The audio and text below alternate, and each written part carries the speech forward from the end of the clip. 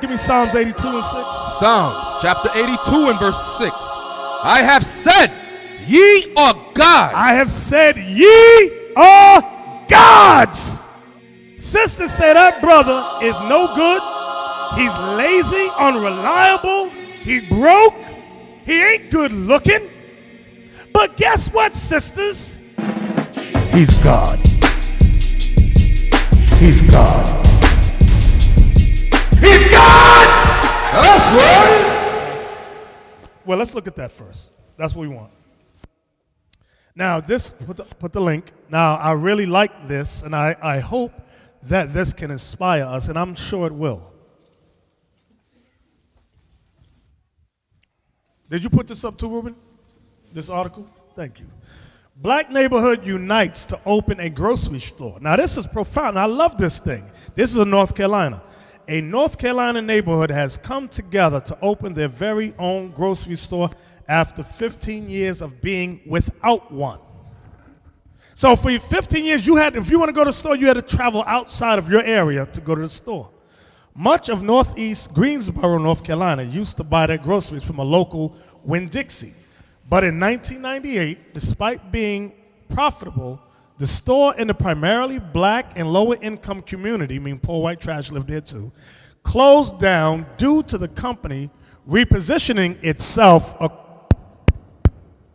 across the Southeast, according to Yes Magazine.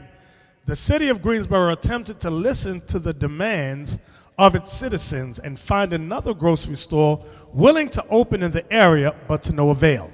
So black folks went out looking for somebody. Mr. White Man, can you open a store in our community? The white man said no.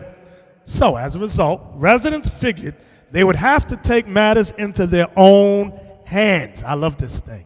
If they wanted a reliable source of food, if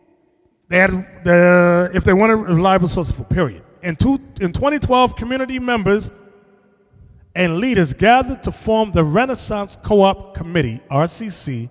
The RCC dedicated themselves to learning the ins and outs of opening and maintaining a cooperative grocery store. So, meaning what? They took what? It starts with a C.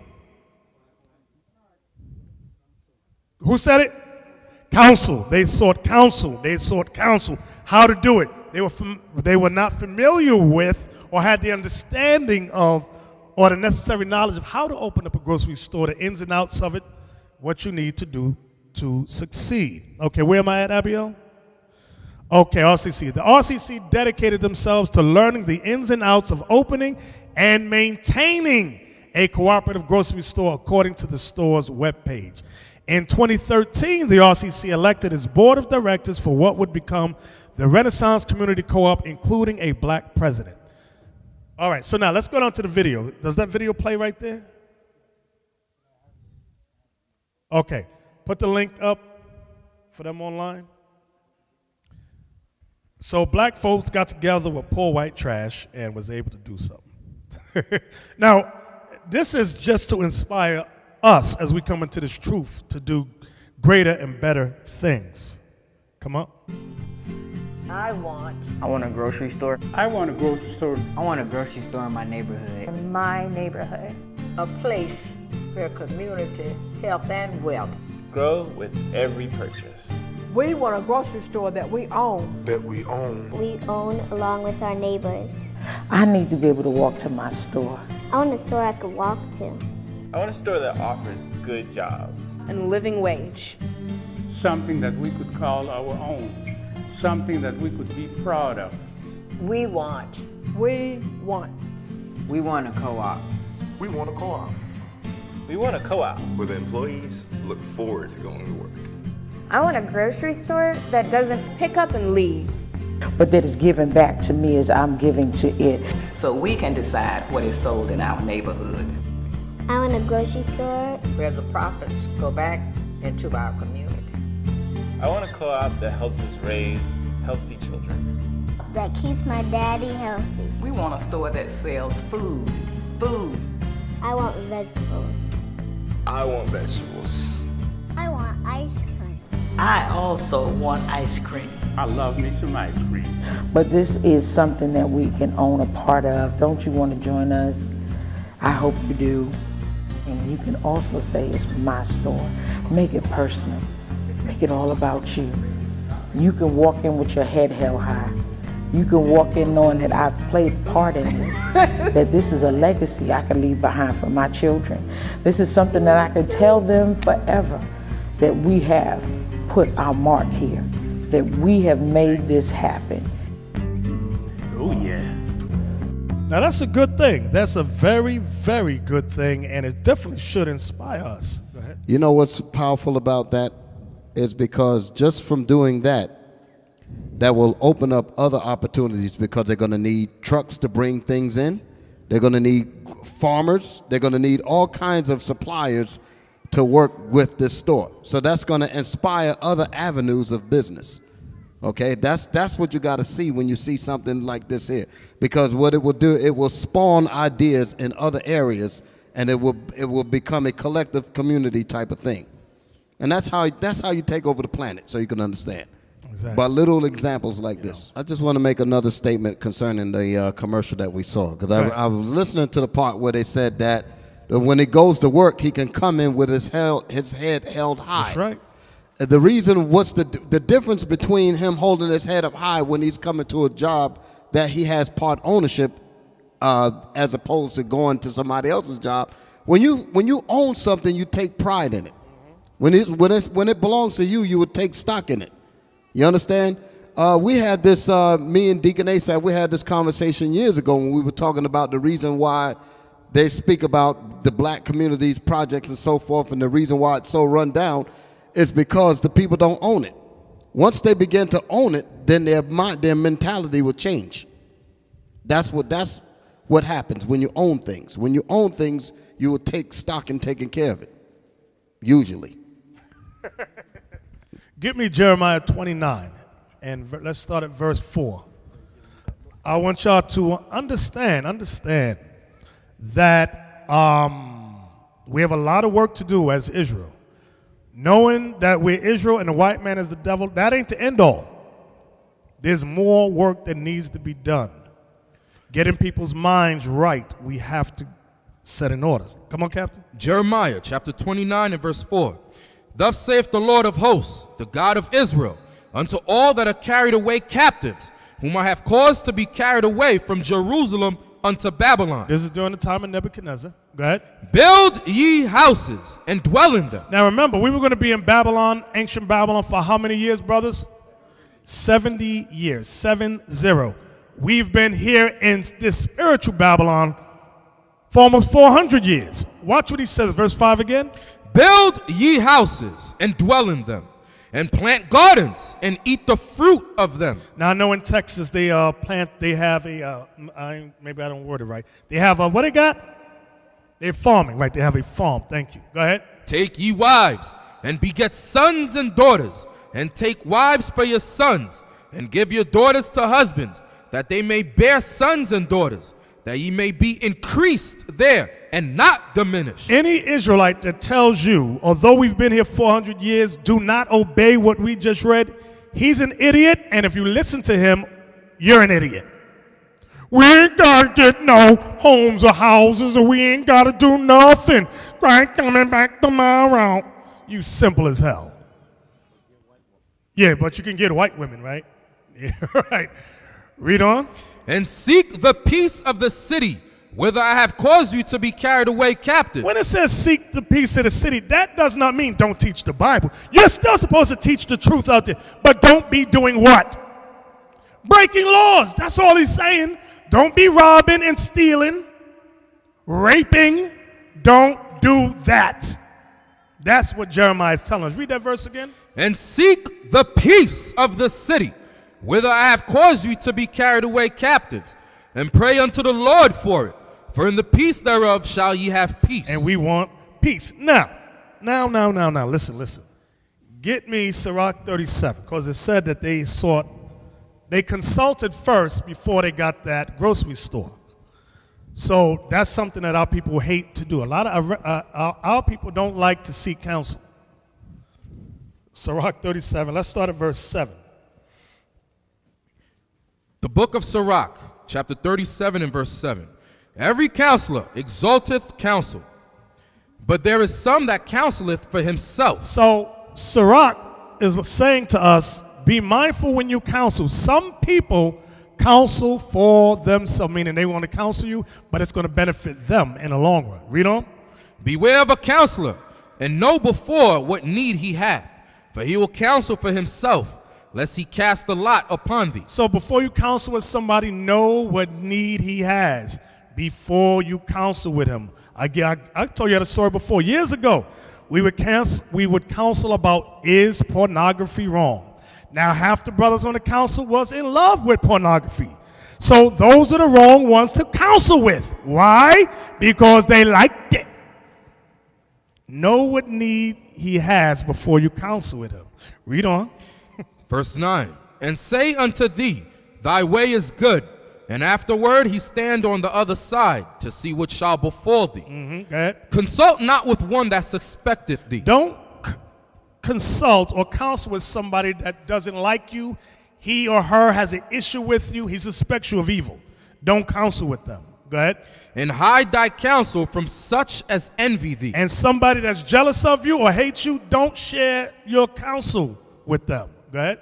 Neither consult with a woman touching her of whom she is jealous. You see a sister you interested in, right? She walked through the doors. Oh, she's pretty, she look good. But you know the sister to the right is mad jealous. She's sitting, look at her. She thinks she's cute. Now you want to talk to that sister to ask her what she think about that new sister that walked in. You think she going to counsel you right? No. She going to say she ain't S8, she this, she ain't right. She got AIDS. You might hear that. Neither with a coward in matters of war. Here we go into war, and you counsel with somebody who's never been in a fight. He don't know nothing about war. What do you think, brother? Agree with your adversaries quickly and run. The hell is this? Right, we need to take out insurance, life insurance policy to go to camp. We've heard that before. We have heard that. Don't counsel with a screaming scaredy cat brother about war. You men understand that? Yes, so you captains, be mindful. Now everybody in here ain't mighty man. Everybody say, oh, I'm a mighty man. Yeah. But you might be mighty mouse, but you ain't mighty man. Now some of y'all taking the test. I'm telling you, captains, listen good. You got some brothers who are very good with the scriptures, but they're scaredy cats. Be mindful of these spirits. Then they want to take I want to lead a camp. Are you kidding me? So you can't have a coward over at camp, brothers, or scaredy brothers in camp. Y'all got to just chill, wait, till you build your spirit up. Where we at, Captain Isaac? Verse 11. Go ahead. Nor with a merchant concerning exchange. Right, because he going to counsel you so he get the best wages that favor him or her. Go ahead. Nor with a buyer of selling. Nor with an envious man of thankfulness. Don't talk with a niggard about being thankful. He or she don't have that spirit on him. Go ahead. Nor with an unmerciful man touching kindness. You got a brother who don't know nothing about mercy. You want to counsel with him about mercy? It's the wrong one to do it with. Go ahead. Nor with the slothful for any work. You going to talk to the laziest brother in Israel about starting your own business. You're crazy. You talk with Mr. Sloth himself. Go ahead. Nor with an hireling for a year of finishing work. Go ahead. Nor with an idle servant of much business. Hearken not unto these in any matter of counsel. So the Bible tells you who not to listen to when it comes to counsel. So, yeah, go ahead. When it says nor a hireling, I'm sorry, my glasses. Nor with a hireling for a year of finishing work. What does that mean? When it says, nor with a hireling for a year of finishing work, meaning the hireling doesn't want the job to end. So he's not going to work to get it done. He's going to give you reasons why it has to continue going on and on and on. All right?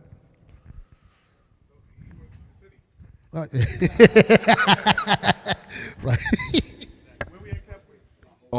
Verse 12. Come on, watch this. But be continually with a godly man, whom thou knowest to keep the commandments of the Lord, whose mind is according to thy mind, and will sorrow with thee if thou shalt miscarry. So Sirach says, be continually with a godly man, one who you know keeps the commandments. That's the first thing you brothers got to brothers and sisters know. before you deal with counsel. Go ahead. And let the counsel of thine own heart stand. For there is no man more faithful unto thee than it. Come on. For a man's mind is sometime wont to tell him more than 7 watchmen that sit above in a high tower. So that's when you're in your mind, you already have your mind set up of what you're going to do. Once you do it, do what you're going to do. Go ahead. And above all this, pray to the Most High, that he will direct thy way in truth. So the main thing above all things, you want to pray to the Lord before you take part on any matter. Go ahead. Let reason go before every enterprise, and counsel before every action. Now that's the part I really want to get to. Read 16 again. Let reason go before every enterprise, and counsel before every action. Go ahead, read it again. Let reason go before every enterprise, and counsel before every action. So what we saw in Greensboro, North Carolina, they took counsel, they reasoned about a supermarket. Now I'm getting somewhere with this. I'm getting somewhere with it. We just read who not to counsel with in business, correct, brothers?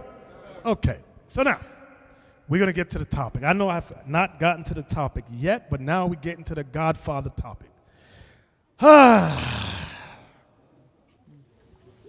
In this truth, we need a lot of things.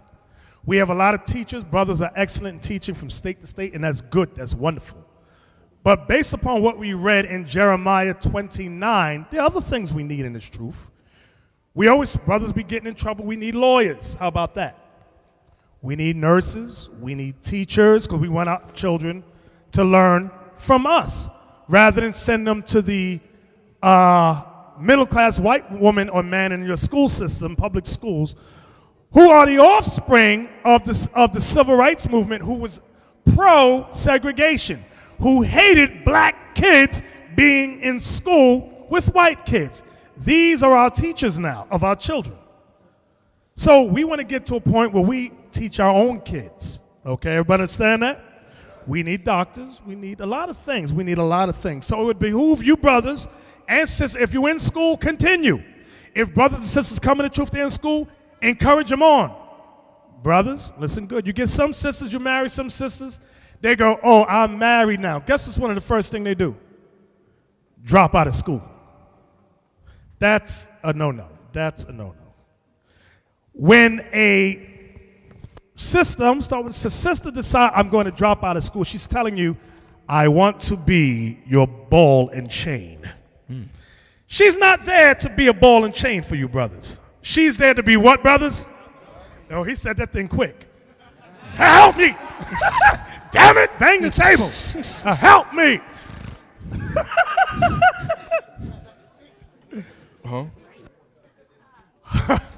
Husbands and wives are the physical manifestation of Christ and the church.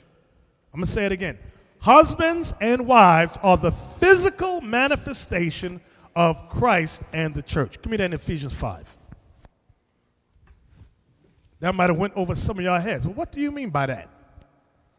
Paul told you a great mystery about marriage. Some of you young men don't understand marriage. You always want to get married. Ephesians 5 and verse 31. For this cause shall a man leave his father and mother. Shall a man leave his father and mother? Sisters, some of y'all get hooked up with some of these men, and they will not leave father or mother. They are your proverbial mama boys. And if you decide, sister, without counsel, I'm going to marry him, shame on you. We're not going to have counsel with you every week because you, sister, are a dummy. We told you. You have been warned. He's a mama's boy. He's not ready yet. He still lives with mommy and daddy. I'm going to marry him. He looks sexy. Well, you go ahead and marry him then. We ain't counseling with you week after week because now here she come. He always put his mama first. His mama say this. He threw it in my... And I'm pregnant. Sister, you would use a dummy. We warned you in the beginning. You didn't listen to us. Or you didn't seek counsel prior to getting with him. Because there's a lot of situations, they don't come to us as fathers in this truth and ask us, what do they see? And I'm talking about, I don't care what age you at. You come in this truth, you could be 50 years old. You came in here last week, you're a week old. and you come in here and these guys, you have your sidebar because you think you're of age and you're speaking and you get caught up. Then after the fact, then you come to us to fix it. We can't fix it now. Too late. You're married. You got a big baby Huey on your hands. My mama done told me. Read that again, Captain. Ephesians 5:31. For this cause shall a man leave his father and mother. So the first thing you brothers need to understand, when you decide to get married, leave your mommy and daddy. And shall be joined unto his wife. And joined unto his wife. And they two shall be one flesh. Come on. This is a great mystery. Y'all hear that? Marriage is a great mystery. Go ahead. But I speak concerning Christ and the church. Marriage represents Christ and the church. That's what we as a people have not realized yet. We just think it's marriage. No, brother, you represent Christ in the house. The woman represents the disciple in the house. So, brothers cry, I want a wife, brother, I want a wife. Brothers cry, I want to get married, I want a wife, I want a wife, I want a wife. Not realizing the level of responsibility they're asking for.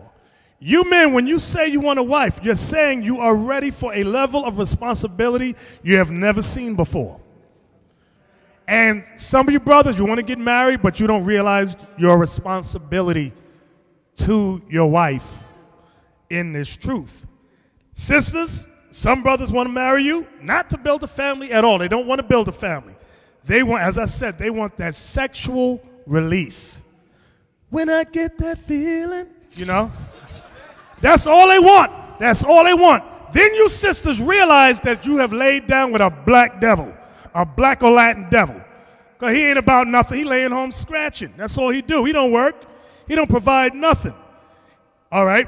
And then once they get that release, I'm going to tell you, sisters, the real them comes out. That's how men are. Once we explode, you know. Woo! You're going to see the real us within an hour or two. You're going to see the real us. Brothers, I'm going to tell you something. Women are not as easy as that. The real them, it takes a little while longer. They're more, right, thank you. They're more reserved before you see the real them. Brothers, see, the real them going to come out with men within the first hour, within that hour after our release. Women's may take a month or two. You're going to notice a few things with some women, brothers. You're going to notice, they drop out of school, some of them. Some of them don't want to work. I want you to take care of me. I know we need 2 family income, but I want you to provide for me. I'm going to lay here. Right. They don't want to be corrected. Don't tell them nothing. You're going to hear, you ain't my daddy. We're going to talk about that in a second.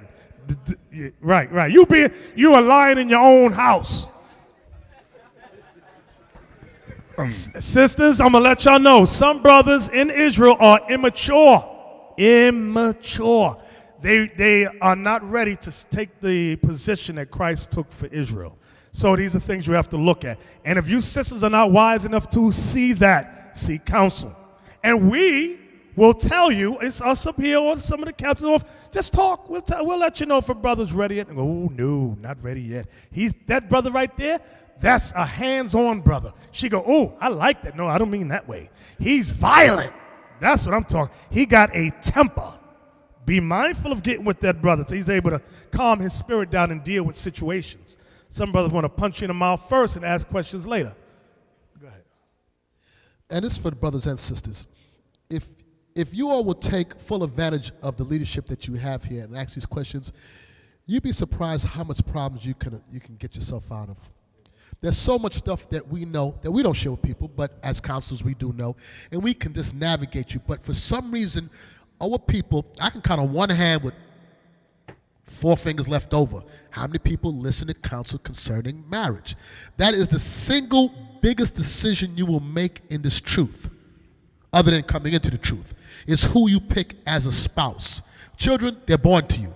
The woman or the man you pick, you're making a conscious decision, at least it should be conscious decision, a spiritual decision on who you choose to align yourself with for the rest of your life. And I've seen so many times people screw up at this because they're led by their rod or whatever it else is, and then after the fact, they got problems, and there's no fixing it unless somebody dies.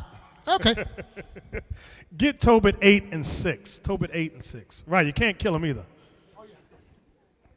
Can't kill him. Marriage is an institution that is foreign to blacks and Latinos. It's very foreign to them. What's that? I can't spell marriage. Yeah, right. Tobit 8, verse 6, Captain. The book of Tobit, chapter 8 and verse 6. Thou madest Adam and gavest him Eve his wife for an helper and stay. So what was Eve's purpose? What was she? A helper and stay. A keyword, helper. Helper, not ball and chain. Helper. I hope you women understand that. I want to get married. I'm just going to lay around the house. No, you're supposed to be a helper and stay. Yes, can we look it up? Can we look up that word helper? I looked in my thing, and the helper was real plain, but then it tells you help. So help says to give or provide what is necessary to accomplish a task or satisfy a need, contribute strength or means to, render assistance to, cooperate effectively. Cooperate effectively with aid, assist. Did that say argue? It cooperates effectively. Y'all hear that? I hope you women hear that. Cooperate effectively. Do we got to look up cooperate? I hope not. I hope not. I hope And y'all know what that effective? means. Yeah, just in case. You know, some people like to play stupid. Cooperate. I don't know what it means. Act jointly. Work toward the same end. That's what it means. Not fight against the disciples was not going against Christ. Yes. I can't see where. Oh, assist someone or comply with their requests. Can I read one? Let me read one. To work or act with another or other persons willingly. And agreeably. Exactly. So we read in Tobit, she's to be a helper and stay, a pillar of rest. Watch this. Give me Tobit 2. Tobit chapter 2, verse 11 and 12. When Tobit got blind, his wife showed him, proved to him. She said, I got your back, baby. I got your back. Watch what she did. He couldn't work no more. Tobit couldn't work. He was blind 8 years. Come on. Tobit chapter 2 and verse 11. And my wife Anna did take woman's works. My wife Anna did take woman's work. Go ahead. To do. And when she had sent them home to the owners, they paid her wages. So because Tobit was blind, his wife went out and got woman's work. She said, don't worry, we are not going to be broke. I got what? Give me the word she had. Job. Oh, how about this? Skills. So if you know, now, when y'all get, sisters talk to brothers, brothers talk to sisters, there's nothing wrong, sisters, nothing wrong with saying, do you have a job? That's number one. And brothers, don't get mad. You should not get mad if a woman asks you, do you have a job? In the world, brothers would get mad. What you ask me that for? Because why? All we want is sex and now get out. Ask me if I got a job for. Now here's the turnaround. Today's brother is asking sisters, does she got a job? You know why brothers ask sisters that? Because he want to lay around and scratch. That's Pimp 101, Pimpology 101. Now, did you read that? What verse you read down to? Verse 12. You read down to 12? Yes, sir. Okay. I didn't finish it yet. Go ahead, finish it. Come on. And when she had sent them home to the owners, they paid her wages and gave her also besides a kid. And when it was in my house and began to cry, I said unto her, from whence is this kid? Is it not stolen? Right. So he knew how much a kid, which is either a baby lamb or goat, it costs a lot. He said, this is more than your wages. Where did this come from? Go ahead. Render it to the owners. Tobit thought she stole it, but she said what? Go ahead. For it is not lawful to eat anything that is stolen. But she replied upon me. Notice it says she replied upon him. Not to him, upon him. Meaning there was an argument there about this little animal. Go ahead. It was given for a gift. I got this as a gift, my lord. Go ahead. More than the wages. Howbeit, I did not believe her. You didn't believe her? Letting you know all the marriages in the Bible were not perfect. But because they weren't perfect, they didn't say what? I'm leaving you because we argue. Go ahead. Howbeit, I did not believe her, but bade her render it to the owners, and I was abashed at her. But she replied upon me, Where are thine alms and thy righteous deeds? Behold, thou and all thy works are known. She got the gift because of Tobit's good works. That's why the people that she worked for gave her that gift, because of her husband's works. So now, right, he was well known in the gates. Thank you. Some sisters don't realize their role in this truth. I know I'm talking about Godfathers, but she said, they over there going, why are you talking about the women again? I thought the name of the class was Godfathers.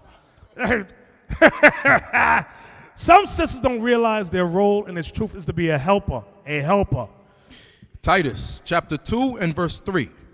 The aged woman likewise, that they be in behavior as becometh holiness, not false accusers, not given to much wine, teachers of good things, that they may teach the young women to be sober, to love their husbands, to love their children, to be discreet, chaste, keepers at home, good, obedient to their own husbands. So that has to be taught. Some of you brothers, you're in such a rush. You know who you are. You know, brothers know who you are because you're complaining now about the woman you just married. The house is filthy. She don't know how to wash clothes. She don't know how to clean. She don't know how to cook. Now you're, brother, you didn't figure that out before when y'all were talking one with another? No, because you was looking in her eyes. She's looking in your eyes. No, brothers don't look in sisters' eyes. Where do we look? But now you're paying the price. You realize that she can't cook, she can't clean, she can't do nothing. And she's eating all the food you bring from the Chinese restaurant. All that food, she's just sitting around eating, and she's getting wider and wider. Now she looks like a linebacker. Damn. Give me Sirach 26:16. But I want to say something. The only reason why that's happening, and in every marriage, there's going to be trouble. But the scriptures are here for us to learn from, to how to fix it, how to make it work. But it's happening because you men tolerate that stuff in your house. You tolerate it. And many times you tolerate because you're afraid to say something or afraid to put your foot down. You have to demand, like with Christ, like with the Most High. Most High is demanding what he wants from his son. Christ is demanding what he wants from us. We have to demand. We have to be godly men, first and foremost. I'm not talking about a nigger man that beat or verbally abused, whatever it might be. They're women. But we have to set, when the scripture says, he giveth a wife beginneth a possession, meaning you're building towards something. And her being a helpmeet, she has to fall in line with your program. So if you're a man, and I saw one of the deacons made a comment on Glide, if you're out there providing for your household, why we have to explain why we eat first? Right. If you have to provide it for your household, why you got to come home and do dishes? You got to be out your mind. I'll do dishes if I want to do dishes, and I don't want to do it. Exactly. I don't want to do it. But when a gunman come through that door, I'll be the first one out the bed. If you're obedient to me.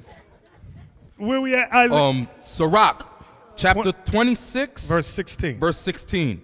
As the sun when it ariseth in the high heaven, so is the beauty of a good wife in the ordering of her house. The ordering of a house, I'll tell you, I went over, when I was in Texas, I was at Deacon Shaka's house. The first thing I said as soon as I sat down, I said, Deacon, this is a lovely place, and I know sure as hell you didn't decorate this place. You can always tell when brothers come to my house, you know I didn't decorate that thing. I have stains on the wall, all kind of stuff, but it's the woman's job in the ordering of the house. She makes it look nice. Now, some of you brothers, you young ones, particularly you hooked up with a sister, she don't know how to decorate nothing. She don't know how to paint, she don't know how to do nothing. We need Barnabas to come over and fix everything up. Barnabas, can you do this for me? This woman don't know how to do nothing, and I'm at work. So you got to be mindful, very mindful. So, yeah, go ahead. And with the women, and we understand it, and we're coming out of generations, especially the women, that you might not have mothers that did it, but you have to have a willing spirit wanting to learn. You have to want to learn, and that's why you have the elder sisters to go to so you can learn from that. Also with you men are learning how to be men. You have to come for counsel to learn how to fix it. All these scriptures we're going over is that we can fix the black family, that we can work together. That's right. All right? Exactly. So now, sister's sitting there going, but my man is no good. He's no good. He's shiftless. He don't work. He don't even compliment me on nothing. That's the woman, one of the big things. He don't compliment me. Sisters say that brother is no good. He's lazy, unreliable. He broke. He ain't good looking. But guess what, sisters? He's God. Right? Hey, all the brothers ain't clapping at me, y'all. They don't understand what's going on. Let me say it again. He's God. That's right. Sisters ain't clapping at that. Look at that. Mm-hmm. All right, okay, all praise. Some of them clapping. Some of them clapping. All praise. They have redeemed themselves. Some of them sitting there like an ostrich going, mm-hmm. Read me that scripture. Some of them online going, what do you mean he's God? There's only one God. Give me Psalms 82 and 6. Psalms chapter 82 and verse 6. I have said, ye are gods. I have said, ye are gods. Go ahead.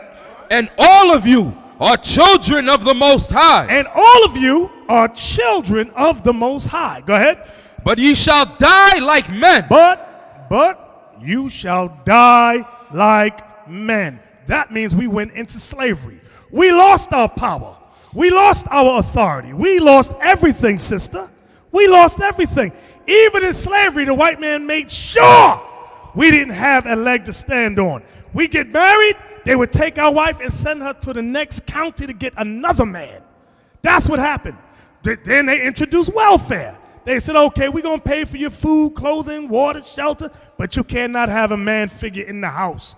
Some women said, okay, I want that. And you know what? The women that complained about the man ain't no good is the same ones who would be on the public assistance, have the welfare, who have accepted the white man's financial handicap to your life, and then complain. Well, sister, wait a minute. Did you accept the public assistance where there could be no man? Yes. So why you now in the same voice, you're saying a man is no good, he ain't home? He can't be home. What's wrong with you? Are you crazy? Read that again. But ye shall die like men. But men, we have died like men. Gods, we have died like men. Notice there's an S on that word, gods. It's talking about the men of the Most High, his sons. Let's go New Testament now. Get me Romans 8:19. Brothers, listen good. Sisters, listen good to this thing here. The book of Romans, chapter 8 and verse 19.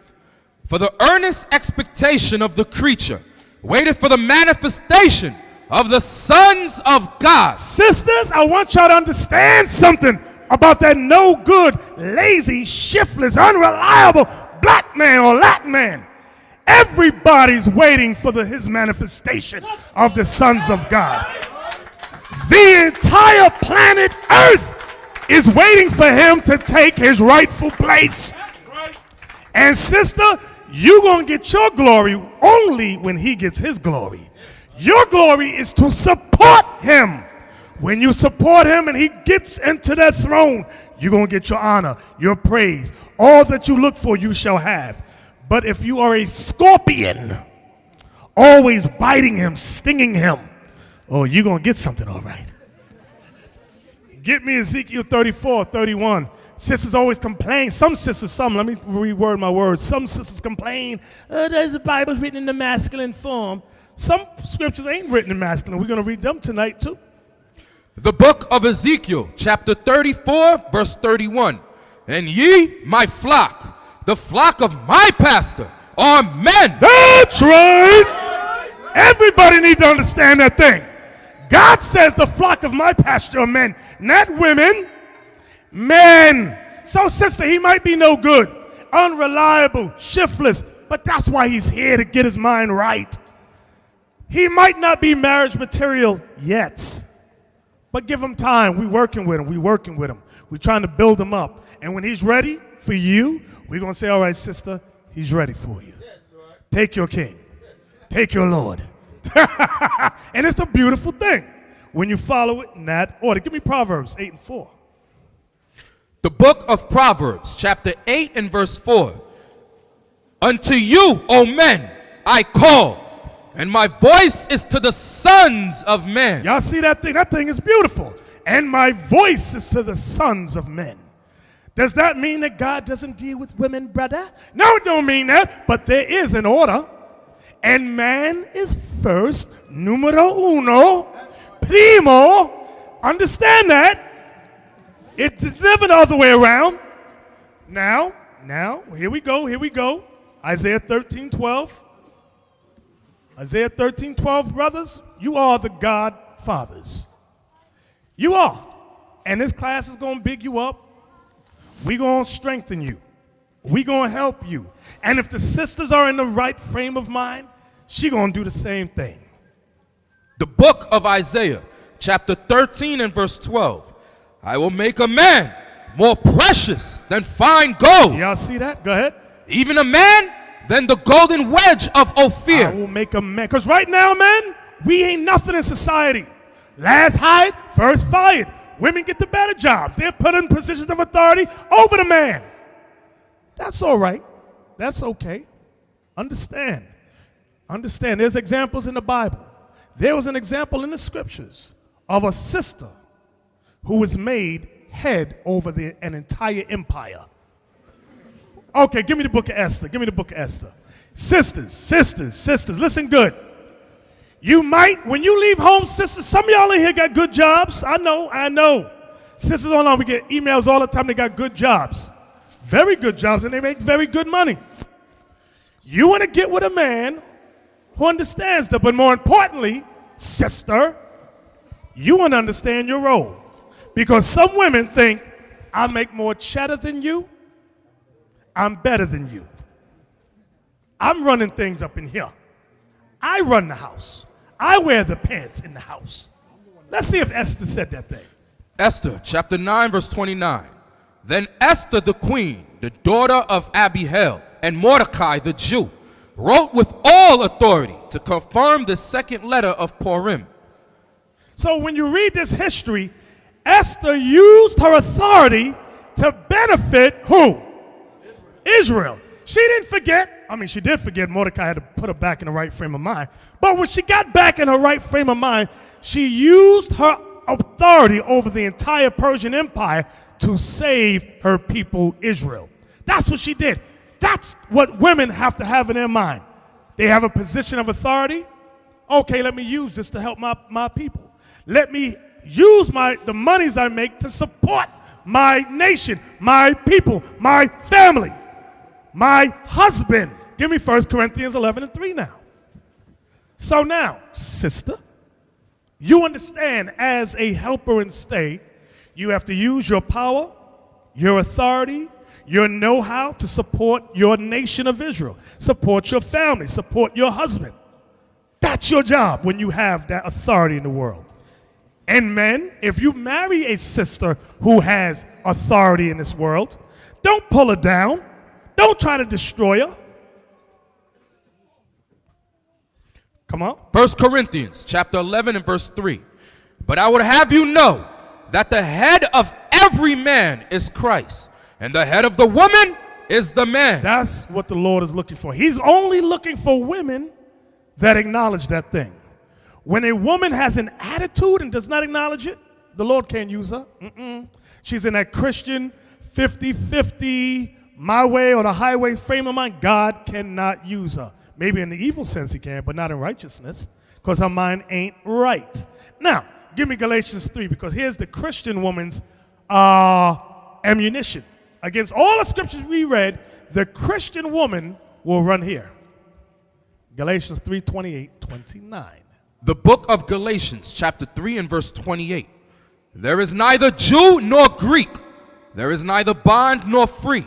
There is neither male nor female. For ye are all one in Christ Jesus.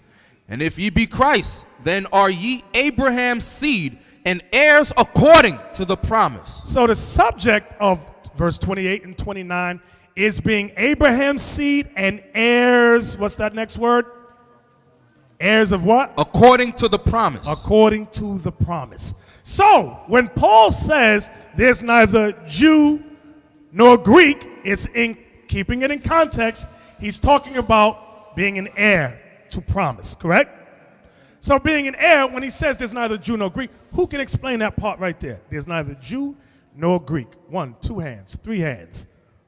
Let me hear Reuben. I haven't heard you tonight.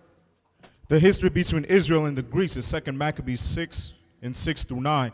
When Ptolemy said, Israel, you cannot keep the custom of the Israelites. You have to be converted to be a Greek. So when Paul was saying that, he was saying, the Israelites that were scattered abroad who were Greek, they were keeping the Greekish laws, not the Israelites' laws. That means they were calling themselves Greeks or whatever they were. So in essence, when he says it's neither Jew nor Greek, meaning all Israel is going to inherit be heirs of the promise. Everybody understand that? So now, it said there's neither Jew nor Greek, bond nor free. What's that part? Bond nor free. Bond nor free. Bond nor free. This young man right here. Jezreel, you said your name was? Okay. Bond nor free. Meaning slave or free. Slave or no slave. Okay. Get me the scripture. I believe it's in Acts. It might be 21, 22, where they asked Paul, how did you get this? Paul, how did you get this freedom? I want that one. Acts 22 and what verse? 28. Okay. The book of Acts, chapter 22 and verse 28. And the chief captain answered with a great sum. Start above it. Start above it. Verse 27. Then the chief captain came and said unto him, Tell me, art thou a Roman? He said, Yea. And the chief captain answered. Stop. Paul had Roman citizenship.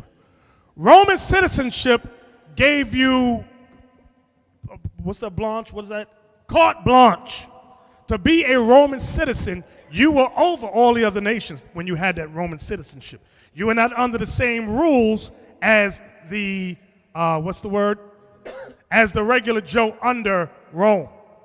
The commoners, thank you, I like that word. Go ahead.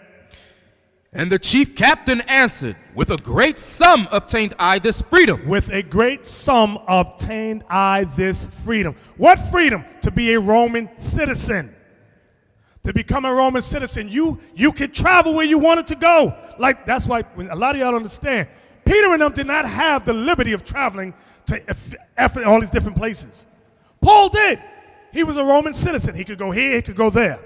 He wasn't questioned the same way they were questioned. Where are you going? What's in your bag? Let me see it. He wasn't always stopped at roadblocks, things of that nature. Okay? So there was a freedom that came with being a Roman citizen. So when we go back to Galatians 3:28, and it talked about there's neither bond nor free, meaning we're all the same, whether or not you are a servant or you're freeborn. Paul was saying we're all, as Israel, we all get the inheritance of promise. Now the question comes in the next part of Galatians where it says there's neither male nor female. What's that? Because Christians use it to say that means men and women are equal. Equal in they're right in that sense, but an equal in context of what? In being an heir of the promise. You men understand that? Being an heir to the promise that was given to our forefathers. There's equality there because the husband could be the devil, the woman gonna get saved if she's not, or vice versa. You understand that? We're heirs together. Okay? So now, Galatians 3:20 means we're all heirs. It does not mean there is no order. The Most High loves order, even when it comes to the nation of Israel. Uh-oh. People gonna get mad now. Laba gonna get mad. Look at his face. God loves order. Give me that. In Genesis 49:8. But we all heirs together. That's why it says there's neither Jew nor Greek. When it comes to being an heir of promise, that's true. There's no difference between the kingdom of Judah and the kingdom of Israel, which was Ephraim and the other 10. The book of Genesis. But watch this. Chapter 49 and verse 8. Get mad. Judah, thou art he whom thy brethren shall praise. Get mad now. Thy hand shall be in the neck of thine enemy. The Most High said, Judah, or he looked at all the 12 tribes and said, Judah, you're the one thy brethren shall praise. Let's see why. It says your hand shall be in the neck of thine enemy. Why? Give me Zechariah 12:7. The Most High is about order. Now, I want you to understand, just because you're Judah, don't mean that you're part of the 144. Some Judah is level 3 retarded. I'm going to tell you straight. Some Judah ain't right.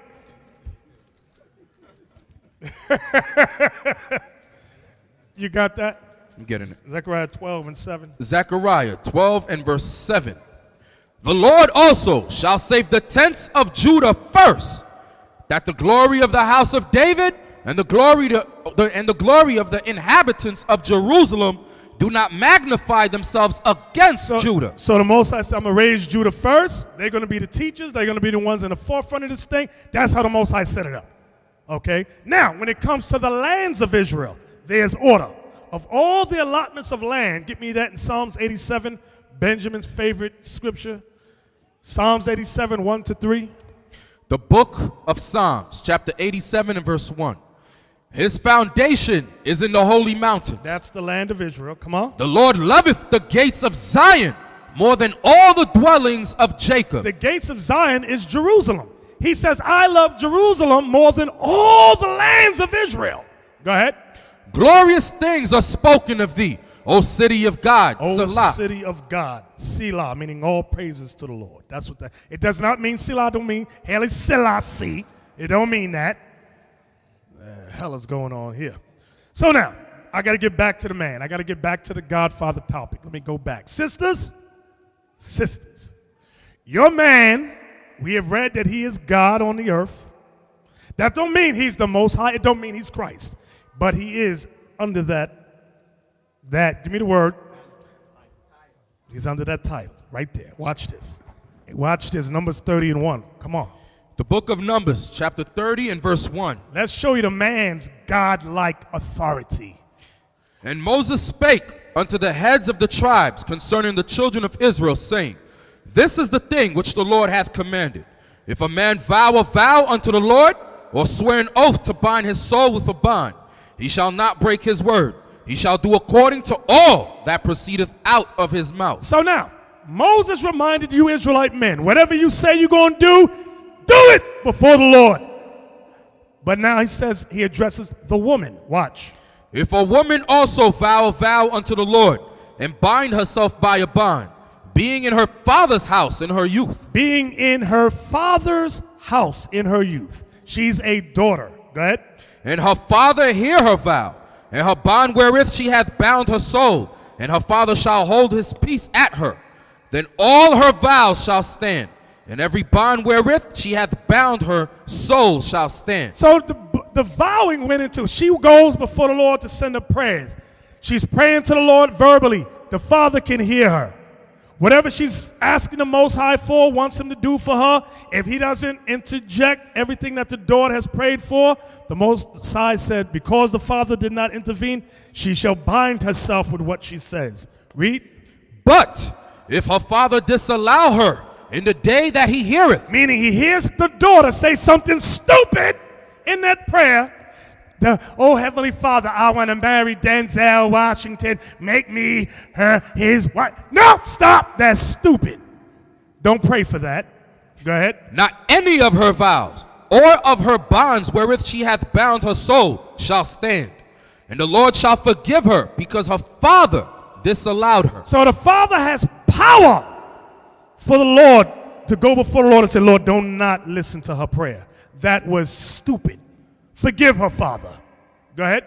And if she had at all in husband. Now this is for you married sisters who complain about your man being no good, shiftless, unreliable, a bum. Go ahead. When she vowed or uttered out of her lips, wherewith she bound her soul, and her husband heard it, and held his peace at her in the day that he heard it, then her vow shall stand, and her bonds wherewith she bound her soul shall stand. Go ahead. But if her husband disallowed her, meaning, Lord, don't listen to this simple wife of mine. That was stupid. Don't honor that prayer which she just vowed. Do not honor that. Go ahead. On the day that he heard it, then he shall make her vow which she vowed, and that which she uttered with her lips, wherewith she bound her soul, of none effect. Of what effect? Of none effect. Now that's some power you brothers didn't know you had. Some of the women didn't know. authority to do that? Yes. He is God. I'm telling you. So if you pray something stupid, brothers, just lift it. Lord, don't listen to that prayer. That was stupid. That was a feminist movement. Do not listen. God, kill him. I'm mad at him. He didn't wash the dishes like I asked him to do. Lord, don't listen to nothing she's saying. Go ahead. And the Lord shall forgive her. But every vow, it goes into the widow now. I want it. But every vow of a widow and of her that is divorced. This is for the woman who is a widow. She don't have a husband, and she that is divorced don't have a husband. Wherewith they have bound their souls shall stand against her. And if she vowed in her husband's house or bound her soul by a bound. So the widow or the divorced woman, whatever she prays, it's going to stand. Most of us, okay, there's no man there to shut it down. It's going to stand. As stupid as it is, it's going to stand. Go ahead. And her husband heard it and held his peace at her and disallowed her not. Then all her vows shall stand, and every bond wherewith she bound her soul shall stand. But if her husband hath utterly made them void on the day he heard them, then whatsoever proceeded out of her lips concerning her vows or concerning the bond of her soul shall not stand. Shall not stand. Go ahead. Her husband hath made them void. Her husband hath made them. This is some powerful stuff here, brothers. Go ahead. And the Lord shall forgive her. And the Lord shall forgive her. Come on. Every vow and every binding oath to afflict the soul, her husband may establish Her it. husband may establish it. Go ahead. Or her husband may make it void. Or her husband may shut it down. Go ahead. But if her husband altogether hold his peace at her from day to day, then he establisheth all her vows, or all her bonds, which are upon her. He confirmeth them, because he held his peace at her in the day that he heard them. Be mindful, you scaredy brothers. You hear the woman say something stupid, and you don't want to say nothing because she might yell at you. You simple as hell. You bound yourself to that stupidity too. Go ahead. But if he shall any ways make them void after that he hath heard them, then he shall bear her iniquity. You're going to bear the iniquity. If she prayed something evil and stupid, it might be your own death. God, kill him. And you don't say nothing. Okay, go ahead.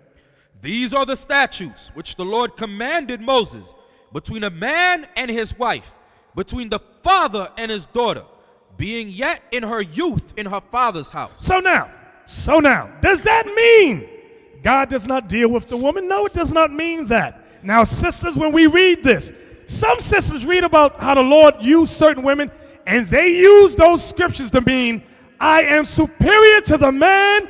It goes, the ranking system is God, Christ, woman, then man. They're insane. I am right. Now, you mentioned the word prophetess. Brothers, listen. If a sister has to tell you she's a prophetess, chances are she's the devil the Bible speaks of. Because guess what? If she is a prophetess, it's going to come out. Everybody's going to acknowledge, hey, this sister such and such said this some time ago. Oh man, the Lord was dealing with that sister. It's going to be revealed. When she has to go to you and go, I'm a prophetess, I'm a prophet. She's the devil. She's Juanita Bynum. Moses, Aaron, and Miriam. Out of those three, who was the main one God was dealing with?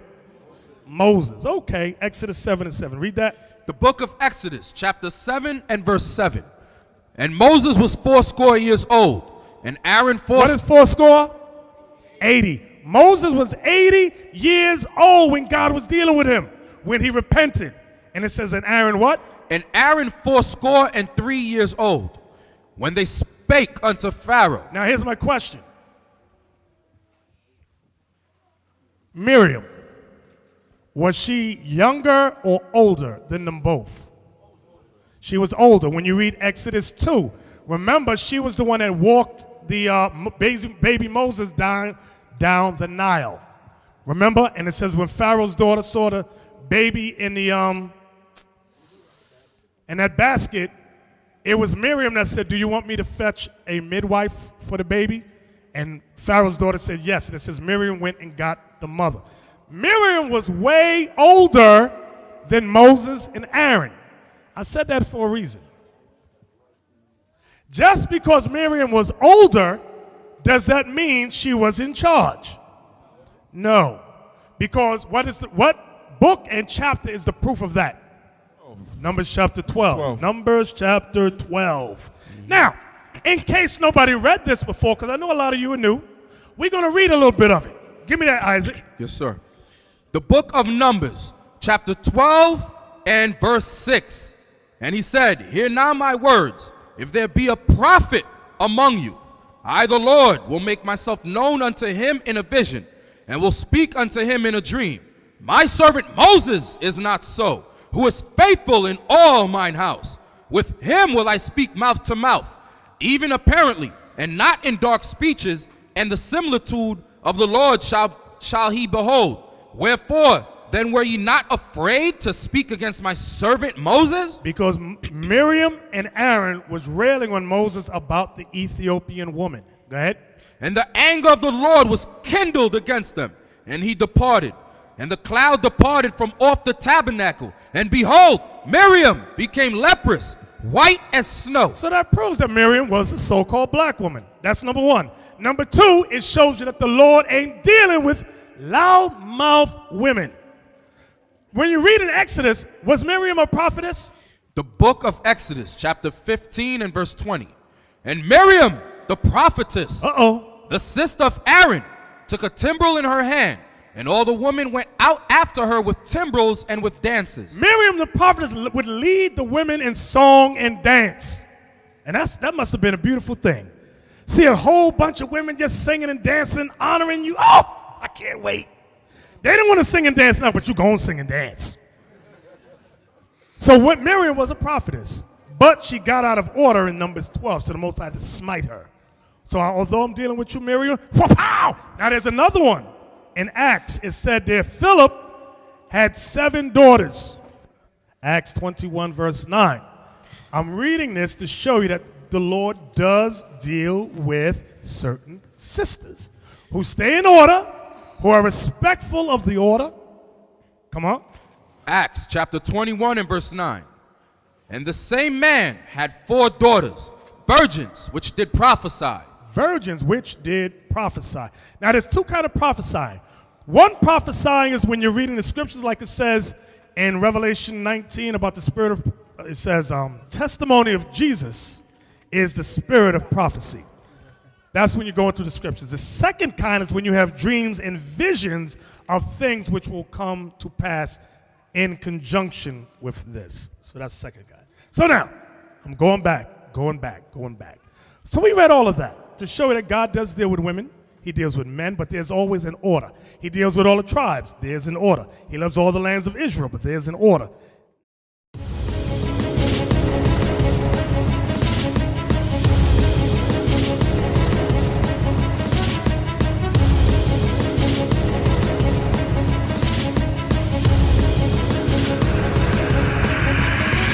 Shalom, Israel. I'm Elder Nathaniel of Israel United in Christ. YouTube likes to shut our channels down, as some of you have noticed, ever so often. Subscribing to join IUIC will assure you will always stay connected to our YouTube accounts. We want to do our best to make sure this truth gets out. Please click and join our subscriber YouTube channel called Join IUIC to stay linked to all of our videos. So again, please make sure you subscribe to this Join IUIC channel to get your latest updates from all our YouTube channels. Shalom.